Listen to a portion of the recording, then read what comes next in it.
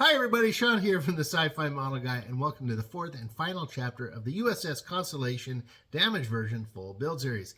Now, this is going to be a quick video, everybody. This is just the reveal. The last video got a little bit long, so just decided to throw the reveal here on its own little video a few days after. So with that, I want to give my heartfelt thanks to everyone who has subscribed to the channel so far and given the likes and the comments and everything. It's very much appreciated. And at the moment of this recording, we are at 498 subscribers. So we're just 2 more from that magic number of 500. Just can taste it that it's coming. And I got a lot of stuff planned for after that. A lot of neat things coming with the channel as we grow and as we learn and as I learn how to do this whole YouTube thing and find the time to do it. So really looking forward to what's coming in the future, everybody. Got a lot of neat stuff planned. And that's it for now. Enjoy the video, and we'll see you again soon as we continue the Jupiter 2 build and some other little secrets I have planned up here. See you soon.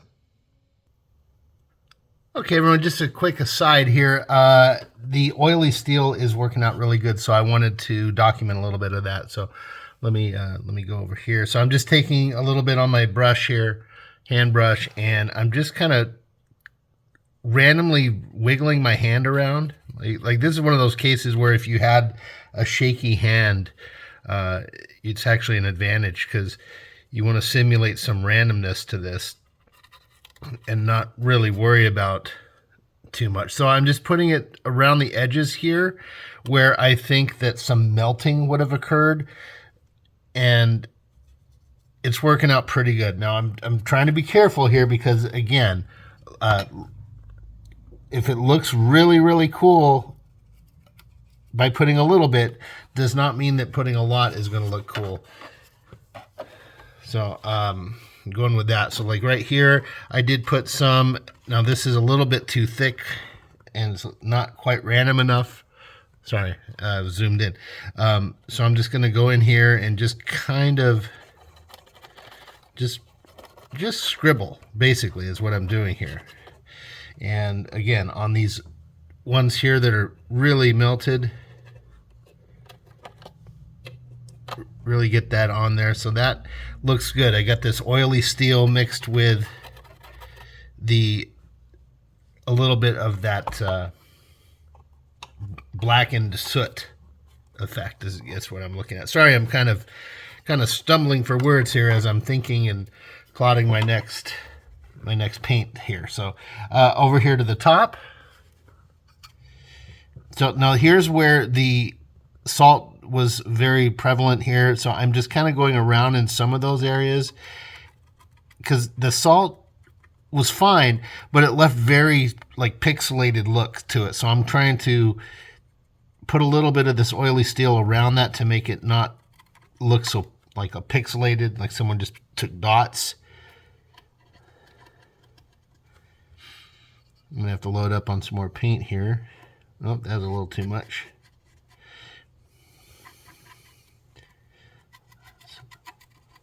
So again, going around the edges here, just kind of here and there, and gives it a little bit more texture, a little more shininess to the bare metal underneath.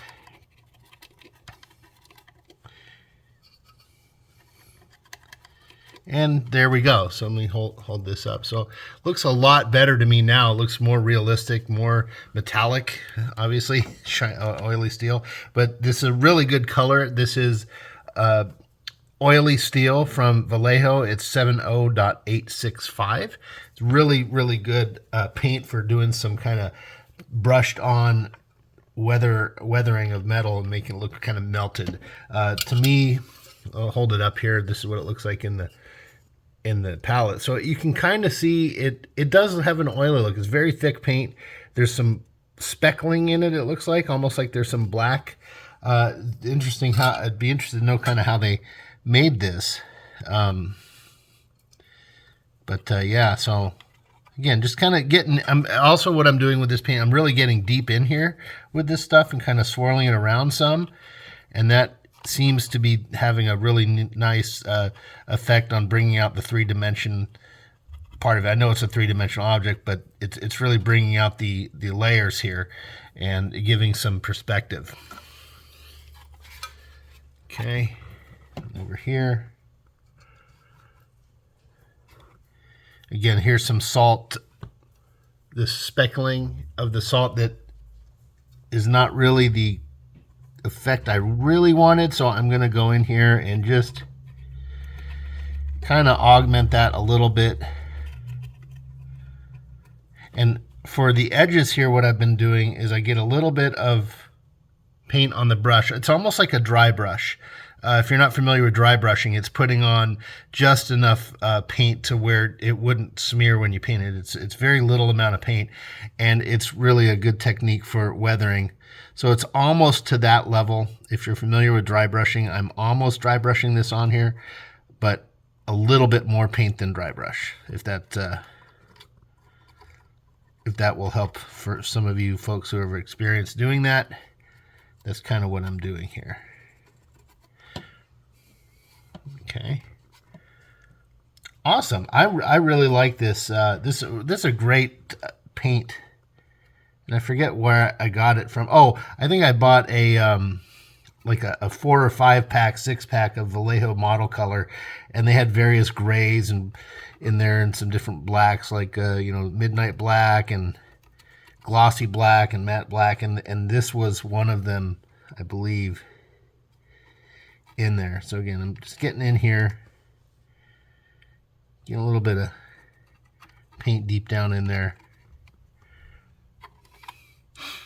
And that looks good. I'm really happy with this, you guys. I'm going to zoom out some. It may be reflecting a little bit more in the camera than it is in person, but I guess when I'm rotating this around, it's picking up light and reflecting it. So that's kind of a cool effect. So depending on the direction that someone's looking at it, it will take on some almost luminescence, which is pretty cool. Cool that it's doing that. So now I'm going to get on this side. Again, just getting deep, starting deep in there, and that does seem to really bring this out. Especially these, there's like these long, I made it look like there's these long types in here, tubes, so I'm kind of bringing those out. I'm just getting really deep in there. Okay, now that I've got kind of like the dry brush thing. Oh, another thing is, if you're doing this, I did pick kind of an older brush here, and knowing that I was going to be scuffing it around in here and on these sharp edges. And so if you're going to do this, go with an old brush. You don't want to go with something new, because it does seem to be eating it up a little bit.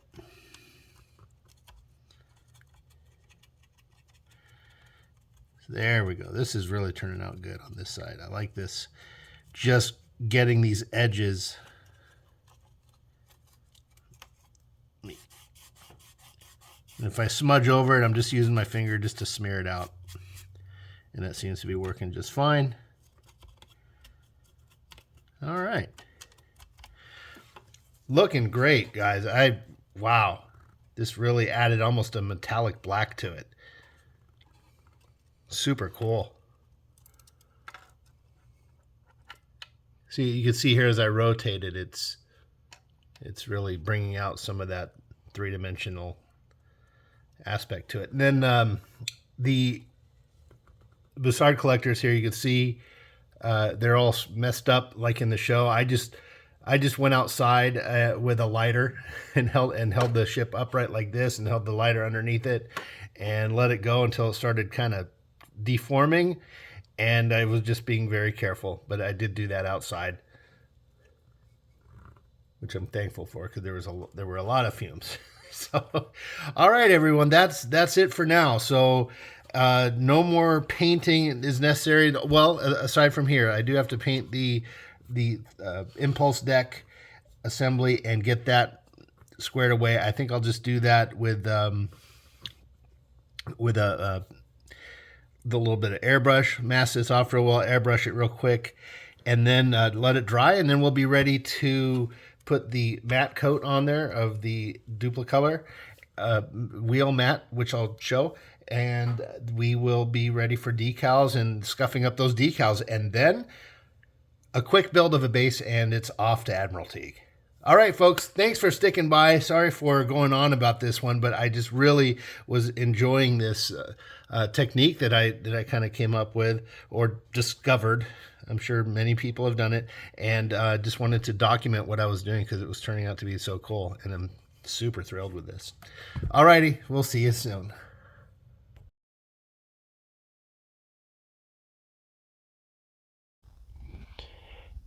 Okay, everyone, here we are with the final reveal of the USS Constellation NCC 1017, commanded by Commodore Matt Decker.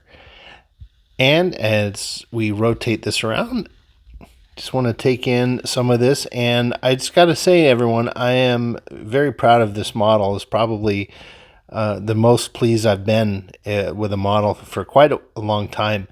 And the reason is because, you know, I just used some guide photos on this and just went with my current knowledge and intuition. I didn't look up any videos or how-tos on how to do damaged starships. I just winged it, and I'm pretty pleased with the results. I want to point out here there, so zooming in is some of the damage here, and that came out really nice. Did use quite a bit of lighter to melt this stuff and to get the kind of contorted weird shape. So I do know that I've said a number of times in the video about being safe and ventilating and all that stuff, so can't say that enough. And there's that nice flickering going on there. That is from a fiber optic wire that's in the hull. And then over here, when the lights are out, and there we go, you can kind of see it. So there's a little bit of flickering there that you can kind of see. Now that is an after effect. That wasn't intended, but it was pretty cool because the actual light that you're seeing there, whoops, is somewhere in the ship in the middle here. And that light was intended just for this one beam, that little support thing that's flickering there. But I guess I didn't light block it perfectly, and it turned out to giving this little echo of a light over there on the other side, which is pretty cool.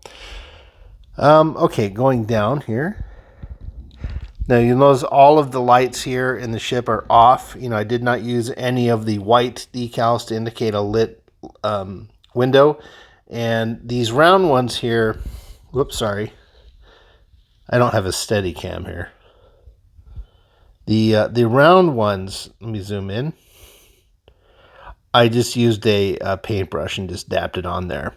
All the other windows here, save for a couple, are just decals that I cut out.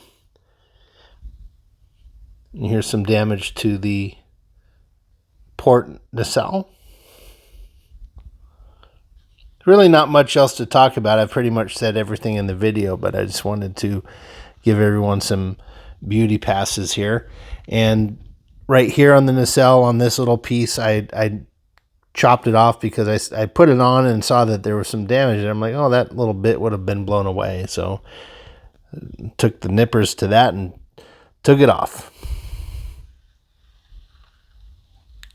And then the back of the nacelles here. It's always very hard to get these round parts painted perfectly. I have yet to get them perfect. You can kind of see a little bit of a unevenness on that dome. One of these days I'll figure that out.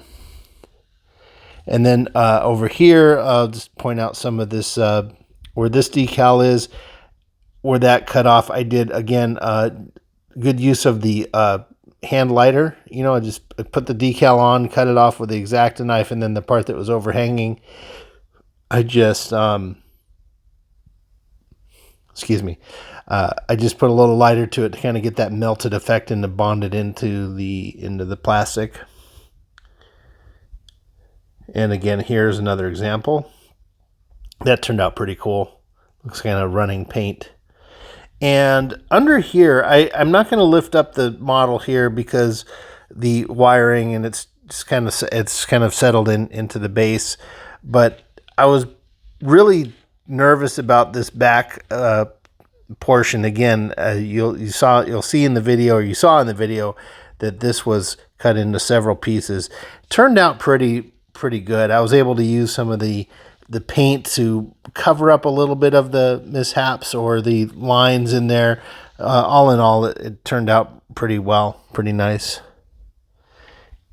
Good decals here. There's a couple little specks that I gotta brush off here with my finger.